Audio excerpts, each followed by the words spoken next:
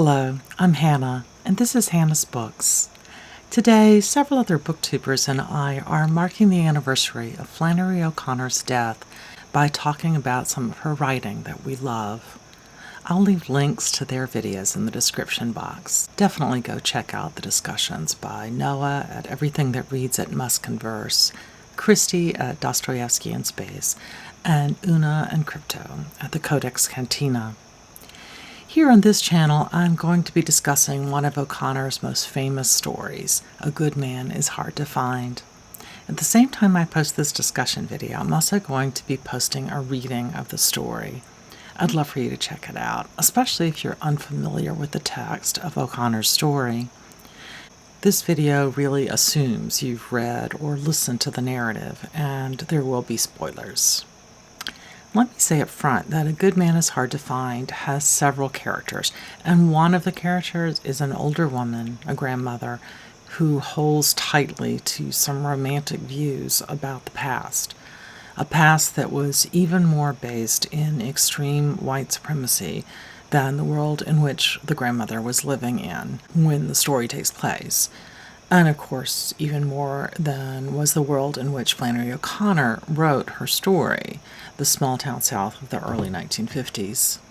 The grandmother in the story uses racist language at a couple of points in the story that help the reader understand the intensity of the casual racism that surrounded her and that the character embraced.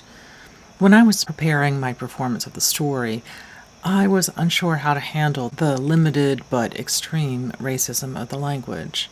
It certainly didn't feel appropriate to read the worst of the language aloud, but at the same time, it didn't seem appropriate to cover over the fact that the grandmother embraced white supremacy and racial prejudice. Pretending like racism didn't exist, pretending like racism doesn't exist, will not help us work towards a more just society. My solution, which is in no way a perfect one, was to leave a brief blank space in the video to substitute for the most extreme words.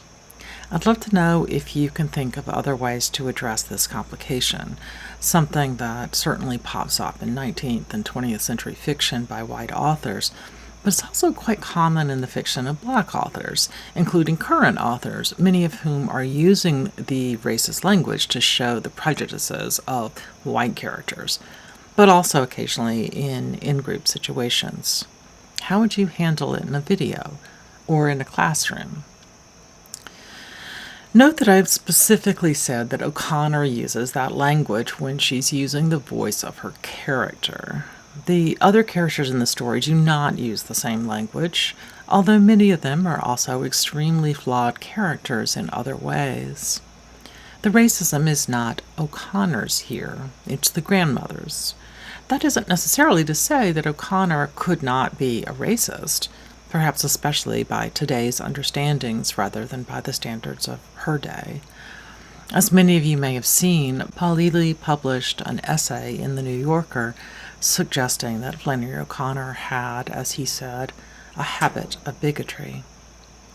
Although he points out that the most frequent and most extreme examples are from her youth, he also pulls out quotations from her much later writing, especially letters, that fits in. Ely rejects the context argument, that is, the argument that somehow O'Connor and her ilk can be forgiven because she lived at a time and place saturated with bigoted perspectives. And despite the fact that many readers see a strong critique of racism in some of her stories, she agrees to live by the standards around her in general. Ely doesn't want to let her off the hook. After all, she lived in the same period that Maya Angelou and Derek Walcott and Gabriel Garcia Marquez and other non-white authors, even Toni Morrison, lived, and when many of them were producing their work that stepped beyond the racism of the white South. True and important, but still, these authors did not grow up with the kind of racial ideology that O'Connor did, and they weren't expected to honor it either. This is a pressing issue right now. Just a couple of days ago, Loyola University in Maryland, the state where I live, stripped O'Connor's name from one of the dormitories at the Catholic college. The dorm had been named in her honor slightly more than a dozen years ago. After Ely's New Yorker article was published in mid-June, over 1,000 people signed an online petition to erase Flannery O'Connor's name, many of whom were apparently unconnected to the university. I must say, while I am completely celebrating the removal of the names of white supremacists from a few of the buildings at the University of North Carolina at Chapel Hill, where I received some of my own education, I am far less comfortable with the knee-jerk response here. I suspect many of the signers had not read anything but the headline of the essay, not the full essay itself, and not the fiction or letters written by O'Connor. The petition stated that some of her, quote, recent postcards and letters contain racist language. But really, how recent can they be, given that O'Connor has been dead for more than 50 years? Many authors of color have also expressed their concern about the decision, including such luminaries as Alice Walker. The university president wanted to honor the opinions of the students who would have to live in that building every day and make it their home. But at the same time, he was clear that he found the issue to be a lot more complex than many people thought it was. As he said, particularly in her fiction, the dignity of African American persons and their worth is consistently upheld, with the bigots being the object of ridicule. Racism appears in O'Connor's characters because that was how O'Connor knew how to critique racism. There's a lot more to the question of what it means to read the work of authors who see the world in a way we now interpret as unacceptable, a way many non-white people at the time interpreted as unacceptable. But I'm going to put off the full discussion for an upcoming video. I have a couple of books about Eudora Welty and race, which university presses have agreed to send me, and I've asked for a copy of a new book on O'Connor and race as well. After I read those, as well as some other things, I promise I will revisit this conversation. Please feel free to share your ideas, your instincts, your questions, whatever, with me in the comments. If you disagree with me, please speak up. And know that just like O'Connor, and just like her characters, and just like you, I hope, I'm still learning and growing. In fact, even the grandmother in A Good Man is Hard to Find is learning and growing right at the very end. That is, after all, the whole point of the story. So let's go back to the beginning of the story. We meet an unlikable family. The grandmother, who lives with her son and young family, thinks of herself as a lady, a polite person who respects her place and her people. But we learn immediately that she is manipulative. Her family's planning a trip to Florida, but she wants to go to Tennessee, and she tries a couple of different strategies to get her way. First, she shows her son a newspaper article that a criminal is on the loose in Florida. It quickly becomes clear that she is just using the story to push her point, when she immediately turns to her daughter-in-law and tries to convince her that the children need to be exposed to a wider world, one that includes Tennessee. Both her son and his wife ignore the grandmother, the son in a surly way, and the daughter-in-law in a bland way. Then the two children speak up, saying rude things to put the grandmother down. Finally, she gives up and agrees to travel with the family to Florida. Although the younger members of the family are dressed quite casually for the trip, the grandmother dresses up.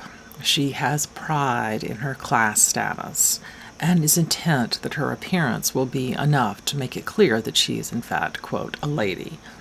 As she says, and as I think both my own grandmothers said, one should dress appropriately when going on a journey, just in case there is an accident. As one of my students pointed out once, the grandmother is not dressed to kill, as the saying goes. Instead, she is dressed to be killed.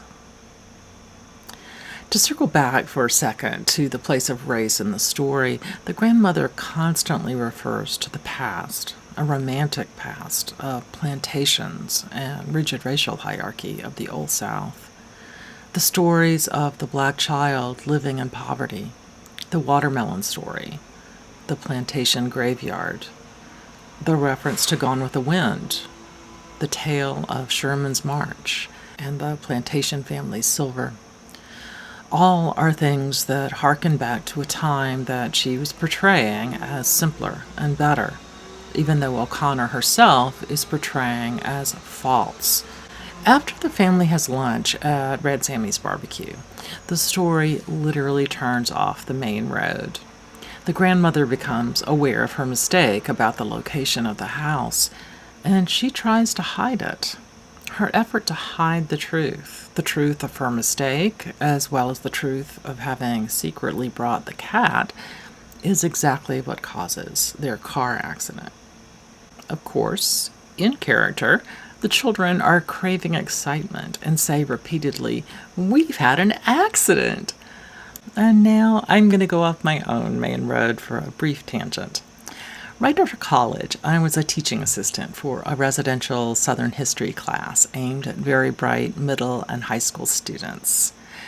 In the hours outside of class, I read stories to the young students, including this story and the story that Una and Crypto are discussing today. Anyway, the professor was driving the dozen students and me to a university archive where the students were getting a chance to read 19th century manuscripts for the first time. We piled into the big van, and as the teacher put the van in reverse and backed up, he bumped into the fancy sports car parked directly behind us. Our kids, having just heard this story the evening before our trip, all burst out, "We've had an accident! We had an accident!" Sometime soon, I'll tell you what they quoted from Good Country People during that same camp session. Okay, for a second I want to think about the cat. Its name is Pity Sing, a name from Gilbert and Sullivan's Mikado. Although you may be thinking that there is no way that O'Connor used it deliberately, hear me out. This is the story of an executioner with the line, "Let the punishment fit the crime." If you're familiar with the story, and I hope you are since I'm about to give away the end of the plot, you know that the misfit is concerned with precisely this question of punishment fitting the crime. And there's something else going on here as well. O'Connor loves to use stock phrases and cliches in her stories, as we can see from the title. Sometimes she literalizes them. Here, for example, the grandmother jostles the cat out of the bag. I don't know if the phrase is universal. The idiom "letting the cat out of the bag" means revealing a surprise by accident. And isn't that what's happening here? This is a moment where everything becomes clearer, where everything changes. And we've known that everything was going to change, haven't we? O'Connor's story is chock full of foreshadowing. The grandmother's clothes preparing for an accident, the desire to avoid Florida, and the grandmother's statement that she would have to answer to her conscience if she took her children there. Passing a graveyard and commenting on the 5 or 6 graves, just like this family, with the 5 speaking characters and the baby. The town of Toomsbury. Bailey saying that this is the only time they will stop. The hearse-like automobile. Even the children's, quote, disappointment that no one had died in the accident. All these things make us expect at least a lot of what winds up happening. But even when we know things are creepy, O'Connor sometimes holds out on us. The 3 men come to the family in the ditch and are described in detail before the author mentions that all 3 have guns. It's an interesting narrative choice here. Almost immediately, the misfit corrects the grandmother's exaggeration of the accident. saying that the three men, quote, seen it happen.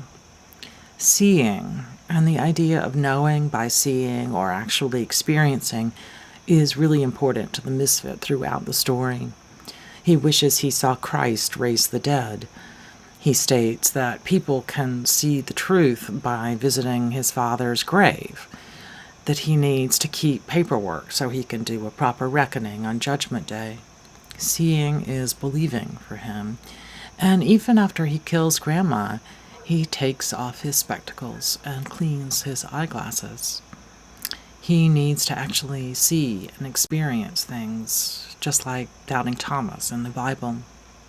Although the misfit is a murderer, in charge of a band of murderers, O'Connor is almost saying he's a better Christian than the grandmother is.